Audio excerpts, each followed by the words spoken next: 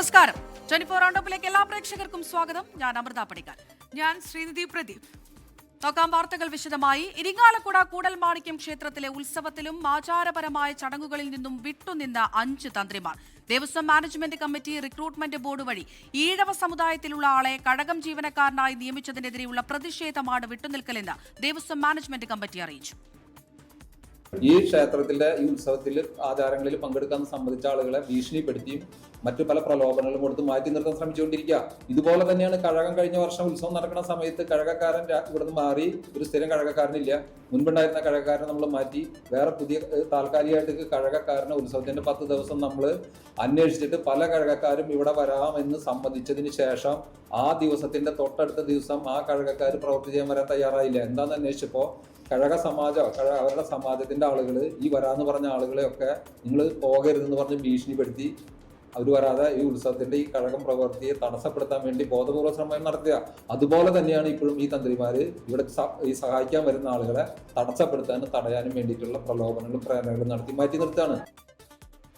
വിവരങ്ങൾ പങ്കുവയ്ക്കാൻ ശ്രീജിത്ത് ശ്രീകുമാരൻ കൂടി തൃശ്ശൂരിൽ നിന്ന് ചേരുന്നുണ്ട്. ശ്രീജിത്ത്, നേരത്തെയും ഇത്തരത്തിൽ കൂടൽമാണിക്യ ക്ഷേത്രത്തിലെ ജാതി വിവേചനം ഒക്കെ കണ്ടതാണ്. ഇപ്പോഴിതാ അതുമായി ബന്ധപ്പെട്ട് തുടർന്ന് തന്നെയാണ് തന്ത്രിമാർ ഇത്തരത്തിൽ എല്ലാ ചടങ്ങുകളിൽ നിന്നും മാറി നിൽക്കുന്ന ഒരു സാഹചര്യം. വിവരങ്ങൾ എങ്ങനെയാണ്? ശ്രീനിധി, കൃത്യമാണ്. ഏതാണ്ട് ഒരു വർഷം മുൻപ് തുടങ്ങിയ ആ ഒരു ജാതി വിവേചന ആരോപണത്തിൽ തന്നെയാണ് ഇപ്പോൾ ദേവസ്വം മാനേജ്മെന്റ് കമ്മിറ്റി ആ ഒരു നിലപാടിൽ അവരുടെ ആ ഒരു നിലപാട് വ്യക്തമാക്കുന്നത്. അതിപ്രതിനിധി ഉൾപ്പെടെ 5 തന്ത്രിമാർ വിട്ടുനിൽക്കുന്ന നടപടി അങ്ങേയറ്റം നിർഭാഗ്യകരവും ഭക്തജനങ്ങളോടുള്ള വെല്ലുവിളിയുമാണെന്നാണ് കൂടൽമാണിക്യം ദേവസ്വം മാനേജ്മെന്റ് കമ്മിറ്റി ഇപ്പോൾ പറഞ്ഞിരിക്കുന്നത്.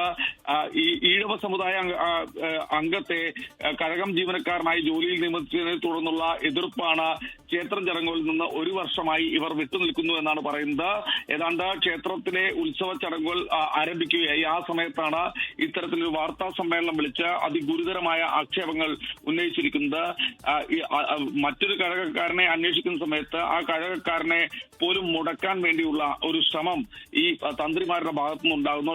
കഴകം മാനേജ്മെന്റ് കമ്മിറ്റി അല്ലെങ്കിൽ കഴകം അസോസിയേഷന്റെ ഭാഗമായുള്ള ആളുകളെ പൂർണ്ണമായി മുടക്കുകയാണ് എന്ന തരത്തിലുള്ള ആക്ഷേപമാണ് ഉന്നയിക്കുന്നത്.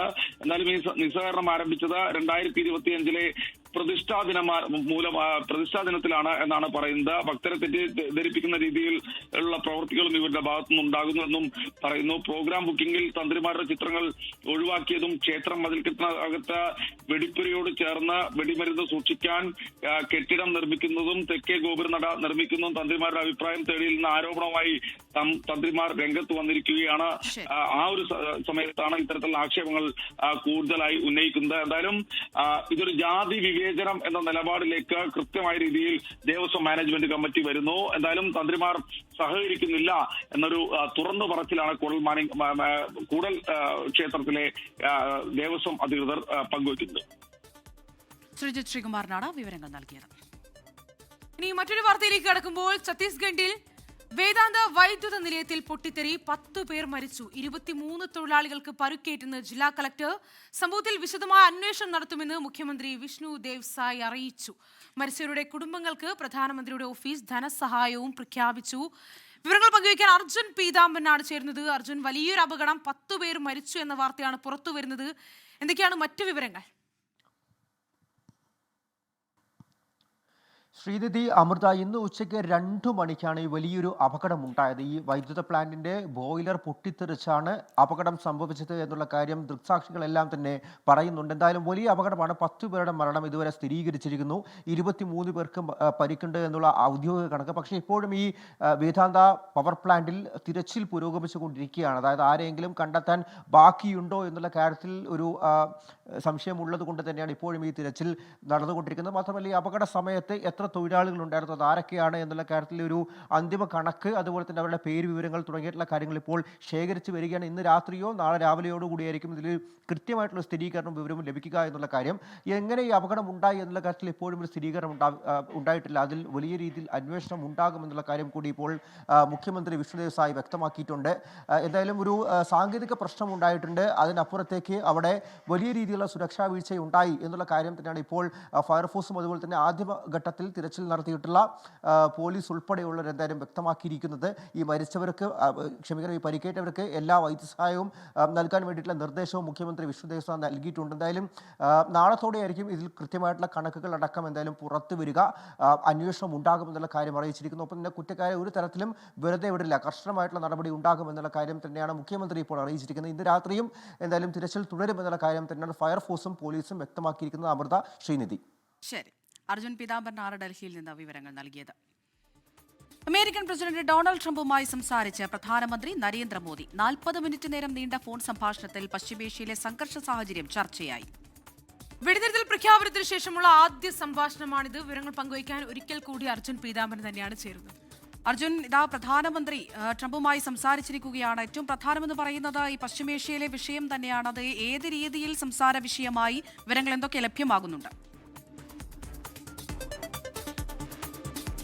ശ്രീനിധി, അമൃത, അല്പം മുൻപാണ് പ്രധാനമന്ത്രി നരേന്ദ്രമോദി തന്നെ ഇക്കാര്യം സ്ഥിരീകരിച്ചത്. ട്രംപ് വിളിച്ചിരുന്നു എന്നുള്ള കാര്യമാണ് സമൂഹ മാധ്യമ അക്കൗണ്ട് വഴി പ്രധാനമന്ത്രി നരേന്ദ്രമോദി വ്യക്തമാക്കിയിരിക്കുന്നത്. അതിൽ പശ്ചിമേഷ്യൻ സാഹചര്യങ്ങൾ വിലയിരുത്തിയിട്ടുണ്ട്. ഇത് നേതാക്കളും ചർച്ച ചെയ്തിട്ടുണ്ട്. പ്രത്യേകിച്ചും ഈ വെടിനിർത്തൽ പ്രഖ്യാപനത്തിന് ശേഷമുള്ള ആദ്യത്തെ സംഭാഷണമായിരുന്നു ഇരു നേതാക്കളും തമ്മിൽ ഉണ്ടായത്. അതും ഏകദേശം 40 മിനിറ്റ് ഈ ഫോൺ കോൾ നീണ്ടു നിന്നു എന്നുള്ള കാര്യം കൂടി അറിയിക്കുന്നുണ്ട്.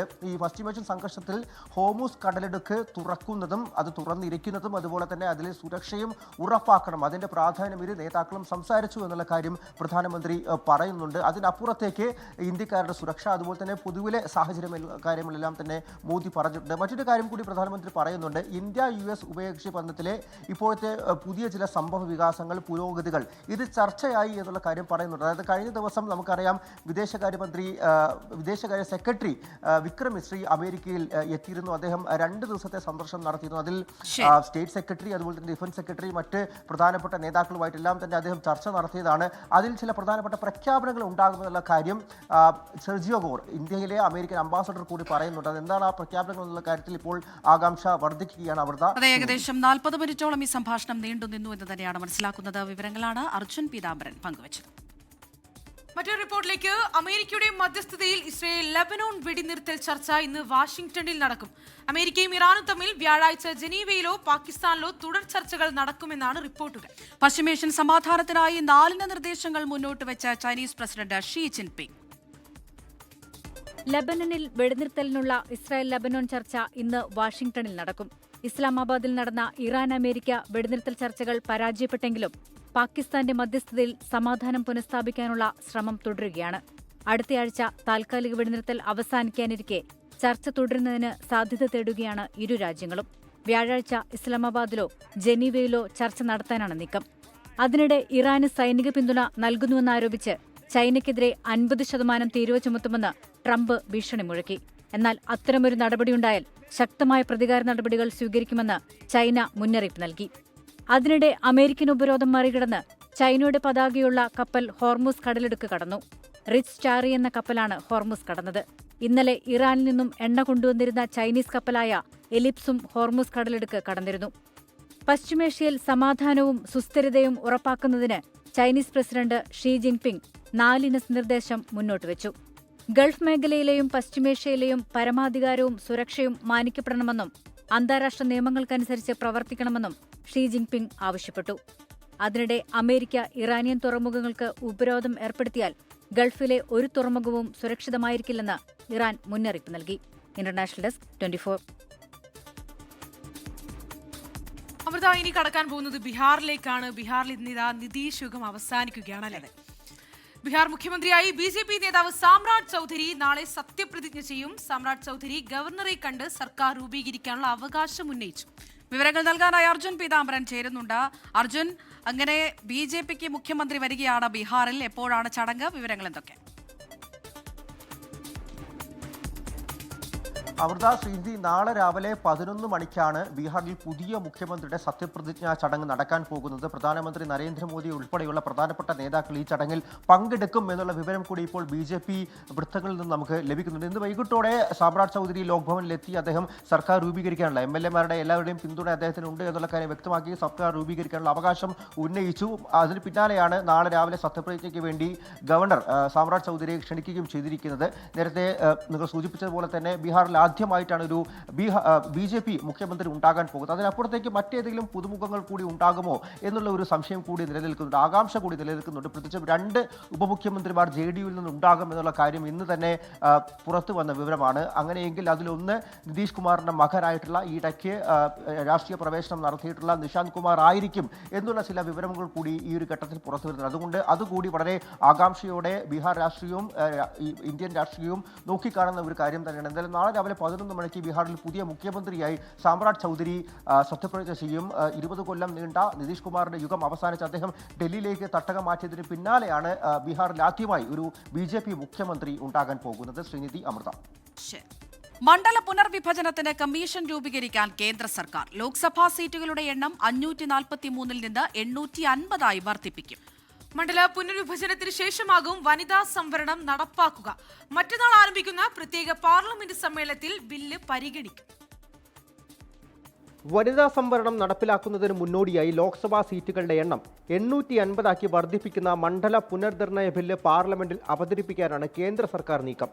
സംസ്ഥാനങ്ങളിൽ 815 സീറ്റുകളും കേന്ദ്രഭരണ പ്രദേശങ്ങളിലേത് 35 സീറ്റുമാക്കി വർദ്ധിപ്പിക്കാനാണ് കേന്ദ്ര സർക്കാർ തീരുമാനിച്ചിരിക്കുന്നത്. മണ്ഡല പുനർനിർണയത്തിന് ഒരു സുപ്രീം കോടതി ജഡ്ജി, മുഖ്യ തിരഞ്ഞെടുപ്പ് കമ്മീഷണർ അല്ലെങ്കിൽ അദ്ദേഹം നിർദ്ദേശിക്കുന്ന വ്യക്തി, സംസ്ഥാനങ്ങളിലെ മുഖ്യ തിരഞ്ഞെടുപ്പ് ഓഫീസർമാർ എന്നിവർ അടങ്ങിയ സമിതി രൂപീകരിക്കും. ഏപ്രിൽ 16 പ്രത്യേക പാർലമെന്റ് സമ്മേളനത്തിൽ അവതരിപ്പിക്കാൻ ഒരുങ്ങുന്ന ബില്ലുകളുടെ പകർപ്പുകൾ MP-മാർക്ക് നൽകി. മണ്ഡല പുനർനിർണയ ബില്ല്, കേന്ദ്രഭരണ നിയമ ഭേദഗതി ബിൽ, ഭരണഘടനയുടെ 131 ഭേദഗതി ബിൽ എന്നിങ്ങനെ 3 ബില്ലുകളാണ് പ്രത്യേക പാർലമെന്റ് സമ്മേളനത്തിൽ കൊണ്ടുവരുന്നത്. മണ്ഡല പുനർനിർണയത്തിന് ശേഷം 1/3 സീറ്റുകൾ വനിതകൾക്കായി സംവരണം ചെയ്യും. 2029 നിയമം നടപ്പിലാക്കാനാണ് കേന്ദ്ര സർക്കാരിന്റെ ശ്രമം. ഡീലിമിറ്റേഷനിൽ ആശങ്ക പ്രകടിപ്പിച്ചാണ് പ്രതിപക്ഷ പാർട്ടികൾ രംഗത്തെത്തിയിരിക്കുന്നത്. BJPക്ക് അനുകൂലമായ രാഷ്ട്രീയ സാഹചര്യം കെട്ടിപ്പടുക്കാൻ ശ്രമമാണെന്ന് കോൺഗ്രസ് ഉൾപ്പെടെ വിമർശിക്കുന്നു. എന്നാൽ ആരോപണങ്ങൾ തള്ളിക്കളഞ്ഞ ബില്ലുകളുമായി മുന്നോട്ട് പോകാനാണ് കേന്ദ്രം തീരുമാനിച്ചിരിക്കുന്നത്. 24 ഡൽഹി. വനിതാ സംവരണ ബില്ലിന്റെ മറവിൽ നിരവധി ദുരുദ്ദേശങ്ങൾ ഒളിച്ചുവെച്ചിട്ടുണ്ടെന്ന് CPIM general secretary MA Baby. വിമർശിക്കുന്നവരെ വനിതാ സംവരണത്തിന് എതിരെന്ന് വരുത്തി തീർക്കാനാണ് ശ്രമം നടക്കുന്നത്. പാർലമെന്റിനെ RSS ആക്രമികളുടെ ആൾക്കൂട്ടമാക്കാനാണ് ശ്രമം നടക്കുന്നതെന്നും MA ബേബി പറഞ്ഞു. ഇപ്പം നരേന്ദ്രമോദിയും കൂട്ടരും ഉദ്ദേശിക്കുന്നത് തങ്ങൾക്ക് തോന്നുംപടിയുള്ള ഒരു നിയമം, വനിതാ സംവരണം നടപ്പാക്കാൻ വേണ്ടിയിട്ടുള്ള നിയമം കൊണ്ടുവന്ന് അതിൽ തങ്ങളുടെ ഒരുപാട് ദുരുദ്ദേശങ്ങൾ ഒളിച്ചു വച്ചിട്ടുണ്ട് എന്നതുകൊണ്ട് തന്നെ അതിനെക്കുറിച്ച് വിമർശനമുണ്ടായെന്ന് വരാം. അപ്പോൾ വിമർശനം ഉന്നയിക്കുന്നവർ വനിതാ സംവരണത്തിനെതിരാണ് എന്ന് വാദിക്കാം. പാർട്ടികളുടെ നേതൃത്വത്തെ വിളിച്ച് രാഷ്ട്രീയ പാർട്ടി നേതൃത്വവുമായി പ്രധാനമന്ത്രി ചർച്ച ചെയ്യണം. ആ ചർച്ചയ്ക്ക് ഞങ്ങളെ വിളിക്കുന്നതിന് മുമ്പ് ഞങ്ങൾക്ക് അതിൻ്റെ കണ്ടന്റ്, അതിൻ്റെ ഉള്ളടക്കം വിതരണം ചെയ്യണം. അങ്ങനെ ആയിരുന്നു ചെയ്യേണ്ടിയിരുന്നത്. വനിതാ സംവരണം കൃത്യമായി നടപ്പാക്കാൻ ആവശ്യമായ ഭേദഗതി പാർലമെന്റിൽ ഞങ്ങൾ പ്രതിപക്ഷം അവതരിപ്പിക്കും.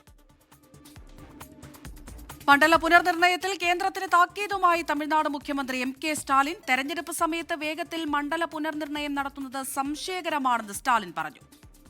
സംസ്ഥാനത്തിന് ബുദ്ധിമുട്ടുണ്ടാക്കുന്നതാണ് പുനർനിർണയമെങ്കിൽ രാജ്യം ഇതുവരെ കണ്ടിട്ടില്ലാത്ത പ്രക്ഷോഭം സംഘടിപ്പിക്കുമെന്നും MK സ്റ്റാലിൻ മുന്നറിയിപ്പ് നൽകി. நாளை மறுநாள் ஏப்ரல் 16 நாடாளுமன்ற சிறப்பு கூட்டத்தொடர் கூடுதுன்னு சொல்கிறத விட தமிழ்நாடு மேற்கு வங்க தேர்தலுக்கு நடுவில் வலுக்கட்டாயமாக கூட்டப்படுதுன்னு தான் சொல்லணும். டீலிமிட்டேஷன்கிற தொகுதி மறுவரைகிற தொடர்பாக அரசியல் சட்ட திருத்தத்தை இந்த தொடரில் புல்டோஸ் பண்ண போகிறாங்க. அவசரமாக டீலிமிட்டேஷன் பண்ண நினைக்கிறது பாஜக அரசோட அப்பட்டமான ஜனநாயக விரோத செயல். இன்னும் சொன்னால் மாநில உரிமைகளை படுகொலை பண்ணியிருக்காங்க. இவங்க இப்படி மறைச்சு பண்ணுறாங்கன்னா கண்டிப்பாக ஏதோ பெரிய ஆபத்து இருக்குன்னு எல்லாருக்குமே அந்த சந்தேகம் வலுவடையுது. தமிழ்நாட்டை பாதிக்கிற மாதிரியோ നിയമസഭാ സീറ്റ് വർദ്ധിപ്പിക്കാനുള്ള കേന്ദ്ര നീക്കത്തിനെതിരെ മുഖ്യമന്ത്രി പിണറായി വിജയന്റെ പിന്തുണ തേടി തെലങ്കാന മുഖ്യമന്ത്രി രേവന്ത് റെഡ്ഡിയുടെ കത്ത്. തെക്കൻ സംസ്ഥാനങ്ങളുടെ താൽപര്യങ്ങൾക്ക് വിരുദ്ധമായ നീക്കത്തിനെതിരെ ഒന്നിച്ചു നിൽക്കണമെന്ന് പറഞ്ഞു. പതിറ്റാണ്ടുകളായി നേരിടുന്ന തെക്ക് വടക്ക് വിഭജനത്തിന്റെ പുതിയ നീക്കമാണ് ലോക്സഭാ സീറ്റുകളുടെ വിപുലീകരണമെന്നും കത്തിൽ പരാമർശം. സജു ചാമ്പക്കാലയിൽ വിവരങ്ങൾ നൽകാനായി ചേരുന്നുണ്ട്. സജു, രേവന്ത് റെഡ്ഡിയുടെ ഈ കത്തിന്റെ ഉള്ളടക്കം എന്താണ്? എന്തൊക്കെ കാര്യങ്ങൾ പരാമർശിക്കുന്നുണ്ട്? അമൃത ശ്രീനിധി, ഇപ്പോൾ തെലങ്കാന മുഖ്യമന്ത്രി രേവന്ത് റെഡ്ഡിയാണ് ഇപ്പോൾ മുഖ്യമന്ത്രി പിണറായി വിജയൻ ഒരു കത്ത് എഴുതിയിരിക്കുന്നത്. പ്രധാനമായിട്ടും ഇതിൽ ചൂണ്ടിക്കാണിക്കുന്നത് നിയമസഭാ സീറ്റ് വർദ്ധിപ്പിക്കാനുള്ള കേന്ദ്ര നീക്കത്തിനെതിരെ തെക്കൻ സംസ്ഥാനങ്ങളെല്ലാം ഒന്നിച്ചു നിൽക്കണമെന്നുള്ള കാര്യമാണ് ആവശ്യപ്പെട്ടിരിക്കുന്നത്. തെക്കൻ സംസ്ഥാനങ്ങളുടെ താല്പര്യങ്ങൾക്ക് വിരുദ്ധമായിട്ടുള്ള നീക്കമാണ് ഇപ്പോൾ കേന്ദ്രം അടിച്ചേൽപ്പിക്കാൻ ഒരുങ്ങുന്നത്. ഈ നീക്കത്തിനെതിരെ ശക്തമായ പ്രതിഷേധങ്ങൾ ഉണ്ടാകണമെന്നും സാമ്പത്തികമായിട്ട് കഴിഞ്ഞ കുറച്ചു നാളുകളായിട്ട് തെക്കൻ സംസ്ഥാനങ്ങളെ, പ്രത്യേകിച്ച് ദക്ഷിണേന്ത്യൻ സംസ്ഥാനങ്ങളെ ഒറ്റപ്പെടുത്തുന്ന ഒരു സമീപനമാണ് കേന്ദ്രത്തിന്റെ ഭാഗത്തു നിന്നും ഉണ്ടായിക്കൊണ്ടിരിക്കുന്നത്. പതിറ്റാണ്ടുകളായി നേരിടുന്ന തെക്ക് വടക്ക് വിഭജനത്തിന്റെ പുതിയ നീക്കമാണ് ഇപ്പോൾ ലോക്സഭാ സീറ്റുകളുടെ വിപുലീകരണത്തിൽ ഉണ്ടാകാൻ പോകുന്നത്. സാമ്പത്തിക അനീതിക്ക് പുറമെ മറ്റു രാഷ്ട്രീയപരമായി ഒറ്റപ്പെടുത്താനുള്ള നീക്കമാണ് ഇപ്പോൾ കേന്ദ്രം കൈക്കൊള്ളാൻ ഒരുങ്ങുന്നത്. ഇതിനെതിരെ ശക്തമായിട്ടുള്ള പ്രതിഷേധം തീർക്കണമെന്നാണ് ഇപ്പോൾ രേവന്ത് റെഡ്ഡി ആവശ്യപ്പെട്ടിരിക്കുന്നത്. നമുക്കറിയാം, ലോക്സഭയിൽ ഇപ്പോൾ 543, അതായത് പാർലമെന്റ് അംഗബലം എന്ന് പറയുന്നത് 543 അപ്പോൾ 543 നിന്ന് 850 ഉയർത്താൻ വേണ്ടിയാണ് ഇപ്പോൾ കേന്ദ്രം ആലോചിക്കുന്നത്. അതിന്റെ ആദ്യ പടിവരുന്ന നമ്മളുള്ള ചർച്ചകളൊക്കെ പുരോഗമിച്ചുകൊണ്ടിരിക്കുകയാണ്. അതിനിടെയാണ് ഇപ്പോൾ ദക്ഷിണ സംസ്ഥാനങ്ങളിലെ മുഖ്യമന്ത്രിമാരടക്കം ഒന്നിച്ചു നിന്ന് കേന്ദ്രത്തിനെതിരെ പോരാടാൻ വേണ്ടിയുള്ള ഒരു നിയമ നടപടി, പ്രത്യേകിച്ച് അതുമായി ബന്ധപ്പെട്ടുള്ള വലിയൊരു പ്രതിഷേധത്തിലേക്ക് പോകാൻ വേണ്ടി ആലോചിക്കുന്നത്. കണ്ണൂർ അഞ്ചരക്കണ്ടി ദന്തൽ മെഡിക്കൽ കോളേജിലെ വിദ്യാർത്ഥി നിതിൻ രാജ് ആത്മഹത്യ ചെയ്ത സംഭവത്തിൽ വകുപ്പ് മേധാവി ഡോക്ടർ എം കെ റാമിനെതിരെ നടപടിക്ക് മാനേജ്മെന്റ്. വിദ്യാർത്ഥികളുടെ പരാതിയിൽ അധ്യാപകനെ ഉടൻ പുറത്താക്കിയേക്കും. അതേസമയം അധ്യാപകരുടെ വിചാരണയും ലോൺ ആപ്പിന്റെ ഭീഷണിയുമാണ് നിതിൻ രാജിന്റെ ആത്മഹത്യയിലേക്ക് നയിച്ചതെന്നാണ് പോലീസ് നൽകുന്ന സൂചന. ലോൺ ആപ്പിൽ നിന്ന് ഭീഷണി സന്ദേശം ലഭിച്ച അധ്യാപിക പരാതി നൽകാൻ ഒരുങ്ങിയത് നിതിനെ മാനസികമായി തളർത്തിയിരുന്നതായി പോലീസ് പറഞ്ഞു. എന്നാൽ മരണത്തിന് പിന്നിൽ ലോൺ ആപ്പ് സമ്മർദ്ദം എന്ന പോലീസ് വാദം കുടുംബം തള്ളുകയാണ്. നമുക്ക് ഇന്ന് പറയുന്ന കാര്യങ്ങൾ ഇന്ന് തീർപ്പാക്കാൻ കഴിവുള്ള ഒരാൾ വന്ന് നമ്മളോട് സംസാരിച്ച് നമ്മുടെ പ്രശ്നങ്ങൾ പരിഹരിക്കാൻ ഉണ്ടെങ്കിൽ മാത്രമാണ് നമ്മൾ ഈ ഒരു അവർ വരുന്നത് വരെ ഞങ്ങൾ ഈ പ്രതിഷേധം തുടർന്നുകൊണ്ടിരിക്കും. ഡോക്ടർ എം കെ റാമിനെ പുറത്താക്കാതെ ക്ലാസ് ബഹിഷ്കരണ സമരം അവസാനിപ്പിക്കില്ലെന്ന് സീനിയർ വിദ്യാർത്ഥികൾ നിലപാടെടുത്തതോടെയാണ് മാനേജ്മെന്റ് വഴങ്ങിയത്.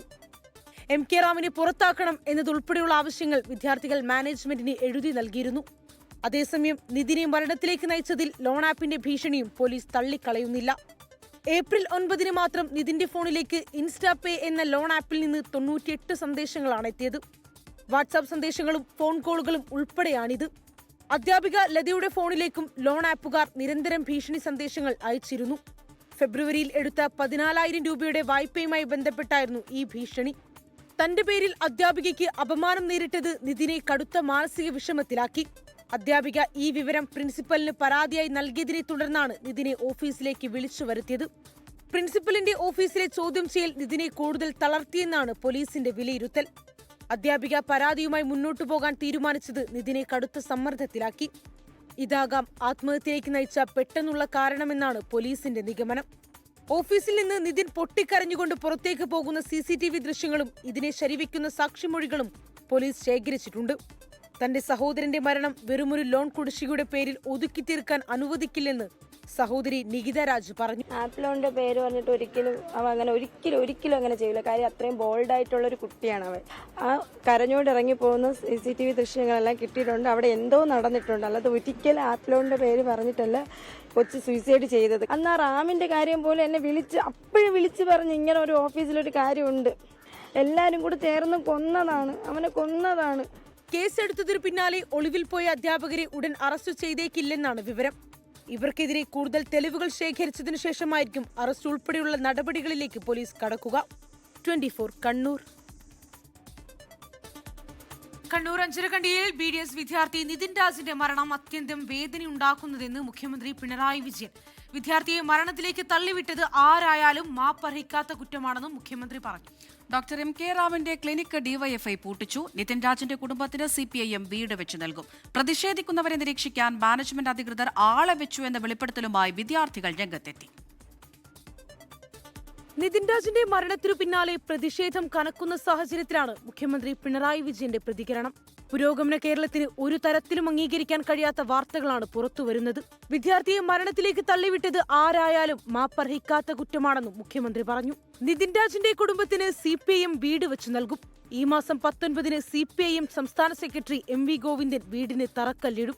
ഇതിന്റെ മരണത്തെ തുടർന്ന് ഒറ്റപ്പെട്ടു പോകുന്ന കുടുംബത്തിനെ ചേർത്ത് പിടിക്കുന്നതിന്റെ ഭാഗമായി അവർക്ക് CPIM വീട് നിർമ്മിച്ചു നൽകാൻ തീരുമാനിച്ചിരിക്കുകയാണ്. 19-ാം തീയതി വൈകുന്നേരം 5 മണിക്ക് നിർമ്മാണ പ്രവർത്തനം ആരംഭിക്കും. CPIMന്റെ സംസ്ഥാന സെക്രട്ടറി സഖാവ് എം വി ഗോവിന്ദൻ മാസ്റ്റർ വീടിന് തറക്കല്ലിടും. ആരോപണ വിധേയനായ അധ്യാപകനെ അറസ്റ്റ് ചെയ്യുന്നത് വൈകരുതെന്ന് വിദ്യാഭ്യാസ മന്ത്രി വി ശിവൻകുട്ടി ആവശ്യപ്പെട്ടു. ഇതിനിടെ അധ്യാപകൻ ഡോക്ടർ MK റാമിന്റെ കണ്ണൂർ ചിറക്കുനിയിലെ ക്ലിനിക് ഡിവൈഎഫ്ഐ പ്രവർത്തകർ പൂട്ടിച്ചു. ക്ലിനിക്ക് താഴിട്ട് പൂട്ടിയ ശേഷം അംബേദ്കറിന്റെ ചിത്രവും സ്ഥാപിച്ചു.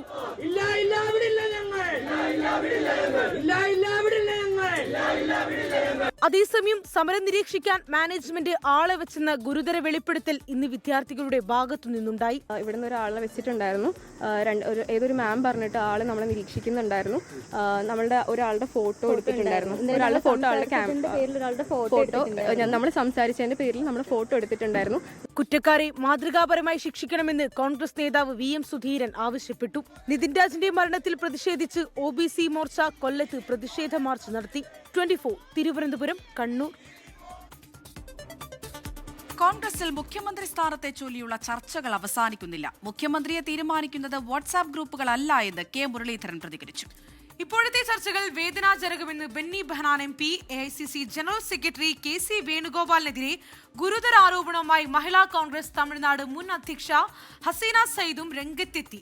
കേരളത്തിൽ മുഖ്യമന്ത്രിയാകാനുള്ള ശ്രമങ്ങളാണ് KC വേണുഗോപാൽ നടത്തുന്നതെന്ന് ഹസീന സയ്യിദ് 24നോട് പറഞ്ഞു.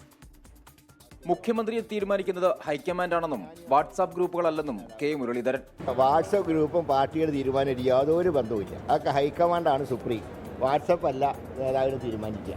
നേതൃത്വത്തിന്റെ തീരുമാനം വരെ കാത്തിരിക്കുകയാണ് വേണ്ടതെന്നും ഇപ്പോഴത്തെ ചർച്ചകൾ വേദനാജനകമെന്നും ബെന്നി ബെഹനാൻ MP.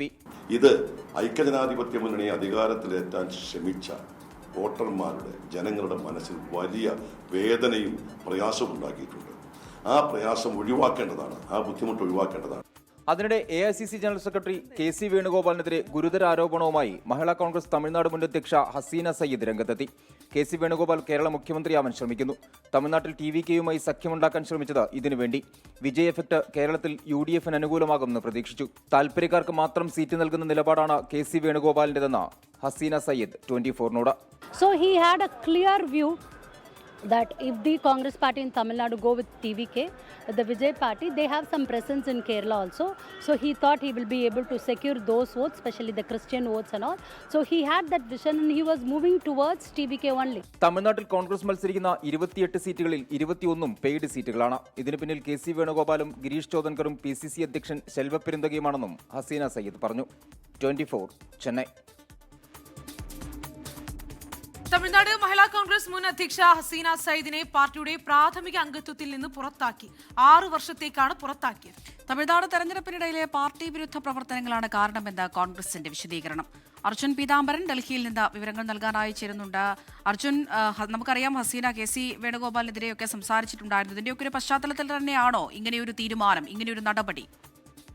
അമൃത, ശ്രീനിധി, അല്പം മുൻപാണ് AICC ഇതിനെ സംബന്ധിച്ച് ഔദ്യോഗികമായിട്ടുള്ള സ്ഥിരീകരണവും വാർത്താക്കുറിപ്പും പുറത്തിറക്കിയത്. 6 വർഷത്തേക്കാണ് അച്ചടക്ക നടപടി. പാർട്ടിയുടെ പ്രാഥമിക അംഗത്വത്തിൽ നിന്നും ഹസീന സയ്യിദിനെ പുറത്താക്കുന്നു എന്നുള്ള കാര്യം AICC വ്യക്തമാക്കുന്നുണ്ട്. ഈ വാർത്താക്കുറിപ്പിൽ പാർട്ടി വിരുദ്ധ പ്രവർത്തനങ്ങൾ, അതും തമിഴ്നാട് തിരഞ്ഞെടുപ്പിനിടയിൽ എന്നുള്ള കാര്യമാണ് അറിയിച്ചിരുന്നത്. പക്ഷെ നമുക്കറിയാം 24 ഹസീന സയ്യിദ് സംസാരിച്ച സമയത്ത് KC വേണുഗോപാലിനെതിരെ വളരെ രൂക്ഷമായിട്ടുള്ള വിമർശനമാണ് ഉന്നയിച്ചിരിക്കുന്നത്. പ്രത്യേകിച്ചും അദ്ദേഹം കേരളത്തിലെ മുഖ്യമന്ത്രിയാകാൻ വേണ്ടിയിട്ട് ശ്രമങ്ങൾ നടത്തുന്നു, അദ്ദേഹത്തിന് താല്പര്യമുള്ളവർക്ക് സീറ്റ് നൽകുന്നു എന്നുള്ള കാര്യമടക്കം ഈ തമിഴ്നാട് തിരഞ്ഞെടുപ്പിൽ മത്സരിക്കാൻ സാധിക്കാത്തതിലടക്കം വലിയ തോതിൽ ഹസീനയെ പിന്തുണയ്ക്കുന്നവരും പ്രതിഷേധങ്ങൾ നടത്തിയിരുന്നു.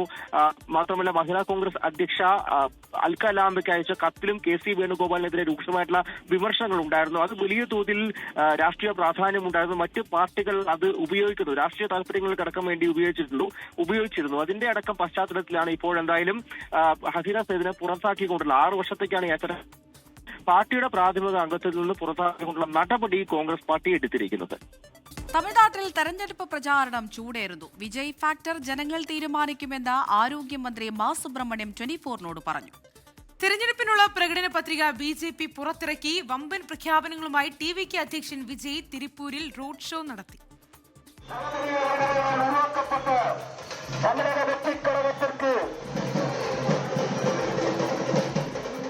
ഓരോ സ്ഥാനാർത്ഥികളും പ്രചാരണത്തിന്റെ അവസാന ലാപ്പിലാണ്. വീടുകൾ കയറിയുള്ള വോട്ടഭ്യർത്ഥനയിലായിരുന്നു ചെന്നൈ സെയ്താപ്പട്ട മണ്ഡലത്തിലെ DMK സ്ഥാനാർത്ഥിയും ആരോഗ്യമന്ത്രിയുമായ മാ സുബ്രഹ്മണ്യം. DMK മുന്നണി ശക്തിയോടെ മുന്നോട്ട് പോകുമെന്ന് മാ സുബ്രഹ്മണ്യം 24നോട്. விஜயோட இம்பாக்ட் நீங்கள் அவங்க கையில் கேட்கணும், அது மக்கள் கையில் கேட்கணும். இப்போ பார்த்தீங்கன்னா தெரியும், எந்த விதமான ஒரு சிறிய சஞ்சலமும் அந்த பாதிப்பும் இந்த മതസാർബറ്റ മുற்பോക്ക് കൂട്ടണിക്ക് கிடையாது. തിരഞ്ഞെടുപ്പിനുള്ള BJP പ്രകടന പത്രിക കേന്ദ്രമന്ത്രി JP നദ്ദ പുറത്തിറക്കി. താമരൈ വാക്കുരുതി എന്ന പേരിലാണ് പത്രിക. റേഷൻ കാർഡ് ഉടമകളായ സ്ത്രീകൾക്ക് പ്രതിമാസം 2000 രൂപ, പ്രതിവർഷം 3 സൗജന്യ പാചകവാതക സിലിണ്ടറുകൾ. കുറ്റകൃത്യങ്ങളില്ലാത്ത സംസ്ഥാനമാക്കി തമിഴ്നാടിനെ മാറ്റും. സ്ത്രീകളുടെ സ്വയം സഹായ സംഘങ്ങൾക്ക് 50 ലക്ഷം രൂപ വരെ പലിശരഹിത വായ്പ. കർഷകർക്ക് പ്രതിവർഷം 9000 രൂപ. ആരോഗ്യമേഖലയിൽ സമഗ്രമാറ്റം തുടങ്ങിയവയാണ് പ്രധാന വാഗ്ദാനങ്ങൾ. തിരുപ്പൂരിലായിരുന്നു TVK അധ്യക്ഷൻ വിജയുടെ റോഡ് ഷോ. കോയമ്പത്തൂർ എയർപോർട്ട് മുതൽ തിരുപ്പൂർ വരെ പര്യടനം നടത്തി. നെയ്ത്തുകാർക്കും കർഷകർക്കും ഉൾപ്പെടെ നിരവധി പദ്ധതികൾ വിജയ് പ്രഖ്യാപിച്ചു. அரசுக்கு சொந்தமான ஒரு உலகளாவிய இ-காமர்ஸ் பிராண்ட் உருவாக்கப்படும். கைத்தறி மற்றும் விசைத்தறி வைத்திருக்கும் ஒவ்வொரு நெசவாளர் குடும்பத்திற்கும் ஆண்டுக்கு 30,000 ரூபாய் வங்கி மூலம் நேரடியாக நமது TVK அரசு வழங்கும். പ്രധാനമന്ത്രി നരേന്ദ്രമോദി നാളെ നാഗർകോവിലിൽ പര്യടനം നടത്തും. 24 ചെന്നൈ. കോഴിക്കോട് പൂവാട്ടുപറമ്പിൽ ATM കൗണ്ടർ തകർത്ത് മോഷണ ശ്രമം. പൂവാട്ടുപറമ്പ് അങ്ങാടിയിലെ ഹിതാച്ചി ATM കൗണ്ടറിലാണ് മോഷണ ശ്രമം ഉണ്ടായത്. പണം നഷ്ടപ്പെട്ടിട്ടില്ല. വിവരങ്ങൾ നൽകാൻ അനീഷ് ദേവസ്യ കോഴിക്കോട് നിന്ന് ചേരുന്നുണ്ട്. അനീഷ്, പണം നഷ്ടപ്പെട്ടിട്ടില്ല എന്നത് ആശ്വാസകരമായ കാര്യം തന്നെയാണ്. ഇത് എപ്പോഴായിരുന്നു ഈ സംഭവം? ആരാണ് ഇതിന് പിന്നിൽ എന്ന കാര്യത്തിൽ വ്യക്തതയുണ്ടോ? അതായത് ഇന്നലെ രാത്രിയാണ് ഈ കോഴിക്കോട് പൂവാട്ടുപറമ്പ് അങ്ങാടിയിലെ ഹിതാച്ചി ATM കൗണ്ടറിൽ മോഷണ ശ്രമം നടന്നത്. ഈ മോഷണ സംഘം ATM മെഷീൻ തകർത്തെങ്കിലും ഉള്ളിലുണ്ടായിരുന്ന പണം നഷ്ടപ്പെട്ടിട്ടില്ല എന്ന് ലഭിക്കുന്ന വിവരം. ഈ മോഷണം നടത്തുന്നതിന് മുമ്പായി ഈ കൗണ്ടറിനുള്ളിലെ CCTV ക്യാമറകൾ മോഷ്ടാക്കൾ മറ്റൊരു വശത്തേക്ക് തിരിച്ചു വെച്ചിരുന്നതിന് ശേഷമാണ് മോഷണം നടത്തിയിരിക്കുന്നത്. കൂടാതെ ഇലക്ട്രോണിക് സംവിധാനം സൂക്ഷിക്കുന്ന മുറിയുടെ ഇരുമ്പ് വാതിൽ തകർക്കാനുള്ള ഒരു ശ്രമവും നടന്നിട്ടുണ്ട്. ഇവിടെ നിന്ന് പൂട്ടുപൊളിക്കാൻ ഉപയോഗിച്ച ഒരു ഗ്യാസ് കട്ടർ പോലീസ് കണ്ടെടുത്തിട്ടുണ്ട്. ഇന്ന് ഉച്ചയോടെയാണ് ഈ പണം വലിക്കാനായി ഇടപാടുകാർ ATMൽ എത്തിയപ്പോഴാണ് ഈ മെഷീൻ തകർത്ത വിവരം അറിയുന്നത്. ഉടൻ തന്നെ അവർ ഈ കോഴിക്കോട് മെഡിക്കൽ കോളേജ് പോലീസിൽ വിവരം അറിയിക്കായിരുന്നു. ഈ പോലീസും വിരലടയാള വിദഗ്ധരും അതുപോലെ ഡോഗ് സ്ക്വാഡ് സ്ഥലത്തെത്തി വിശദമായ ഒരു പരിശോധന നടത്തിയിട്ടുണ്ട്. ഈ പ്രതികളെ കണ്ടെത്താനായി ഈ പ്രദേശത്തെ CCTV ദൃശ്യങ്ങൾ കേന്ദ്രീകരിച്ചുള്ള ഒരു അന്വേഷണമാണ് ഇപ്പോൾ പോലീസ് നടത്തുന്നത്. ശ്രീനിധി. ശരി. ICCയുടെ മാർച്ച് മാസത്തെ മികച്ച പുരുഷ താരത്തിനുള്ള പുരസ്കാരം സഞ്ജു സാംസണ്. ലോകകപ്പിലെ മിന്നും പ്രകടനമാണ് സഞ്ജുവിനെ പുരസ്കാര നേട്ടത്തിന് അർഹനാക്കിയത്. ഇതാദ്യമായാണ് സഞ്ജു സാംസണ് ICCയുടെ പ്ലെയർ ഓഫ് ദി മന്ത് പുരസ്കാരം നേടുന്നത്. ഇന്ത്യയുടെ തന്നെ ജസ്പ്രീത് ബുംറയെ പിന്തള്ളിയാണ് പുരസ്കാര നേട്ടം. ലോകത്തെവിടെയായാലും ഏത് സമയത്തും 24 വാർത്തകളും ഓഗ്മെന്റഡ് റിയാലിറ്റി പാക്കേജുകളും എക്സ്പ്ലെയിനറുകളും വിശദമായി കാണാൻ ഞങ്ങളുടെ YouTube ചാനൽ നിങ്ങൾക്ക് സബ്സ്ക്രൈബ് ചെയ്യാം.